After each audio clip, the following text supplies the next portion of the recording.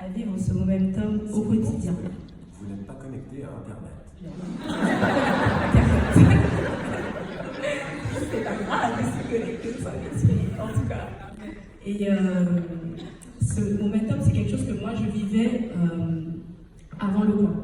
Donc moi, je vais vous parler à la fois de ce que le camp peut faire, mais au-delà. Et c'est ce que le Seigneur a permis dans ma vie. Enfin, moi, je danse, mais avant de pouvoir vraiment danser en étant soumis au mouvement de Dieu, je vivais une vie d'insoumise à Dieu. Ça veut dire qu'en grandissant, j'ai toujours eu conscience que Dieu existait. Je suis née dans une famille chrétienne.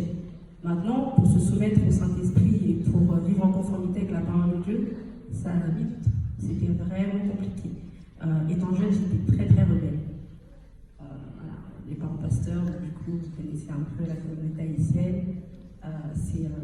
Mais moi-même, j'étais rebelle.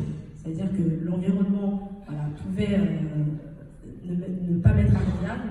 En tout cas, moi-même, dans mon cœur, je n'avais pas envie d'obéir au Seigneur. J'avais donc une vie de jeune femme assez débridée. Moi-même, j'ai vécu des expériences après qui ont mis comme une muraille en fait entre Dieu et moi. Ça veut dire que je sais qu'il est juste, je sais qu'il est là. Et en plus, j'étais consciente des dons que le Seigneur m'avait donnés, mais être soumise à lui, ça a pris du temps. Et donc moi, j'arrive à entendre quand un jeune me dit « Oui, je comprends ce que tu me dis, le mouvement, c'est bien, tout ça, mais c'est chaud. » Parce que moi, je l'ai vécu. Moi, ça a été chaud pour moi. Donc je sais que ça peut l'être. Et pour être totalement soumise à Dieu, le camp m'a aussi aidée.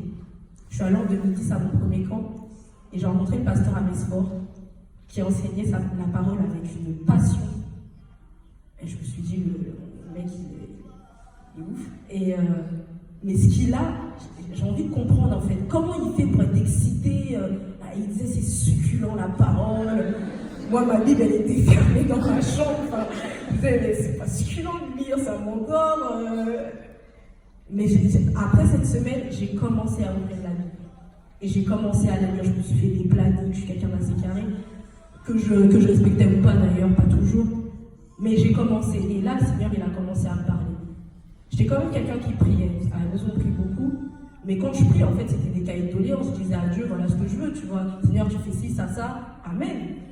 Tu vois, enfin, voilà, il répond pas. Bon, moi, je vais te répondre en tout cas. Mais j'attendais pas que le Seigneur me réponde vraiment. Par contre, quand j'ai commencé à lire, j'étais obligée de me taire. Et là, c'est le Seigneur qui parlait. Plus je disais la parole de Dieu, et plus le Seigneur me parlait. Et moi, c'est comme ça que j'ai réussi à développer une relation avec le Seigneur. Et c'est vrai que cette connexion qu'on fait au camp, et par lequel le Seigneur nous utilise après, il le fait que si le mouvement divin il est restauré à l'intérieur de nous. C'est-à-dire que, comme il a dit tout à l'heure, si notre identité après on la connaît, si on obéit à la parole de Dieu, si on apprend à écouter le Seigneur, il le fait en nous. Et après on est en mouvement. Et le Seigneur nous a tellement mis en mouvement au travers de la danse, qui nous a connectés avec plein de personnes différentes.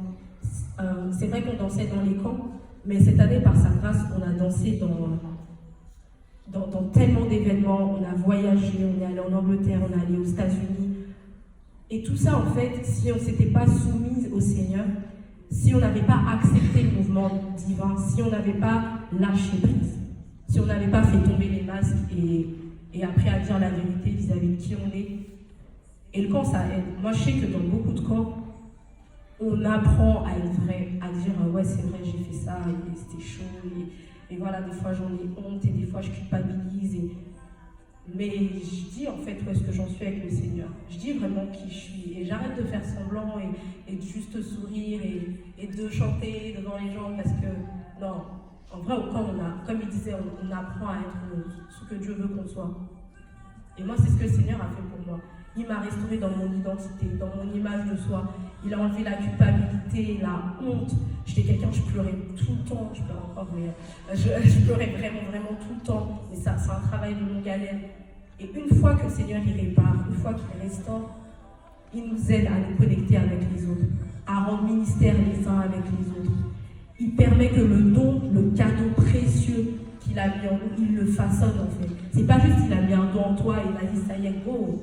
Non, de plus en plus, il monte avec nous et il nous emmène partout, comme il a dit. Il le fait, moi, il l'a fait dans ma vie. Alors, j'ai pas de raison de croire qu'il ne peut pas le faire dans la vôtre.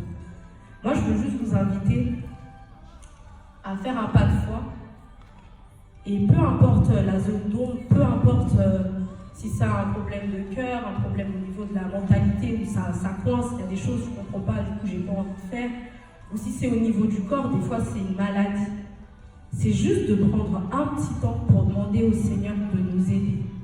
Parce que, un, on ne peut pas le faire tout seul. Et deux, il n'y a que le Seigneur, en fait, qui peut nous aider. Et en fait, dans le mouvement,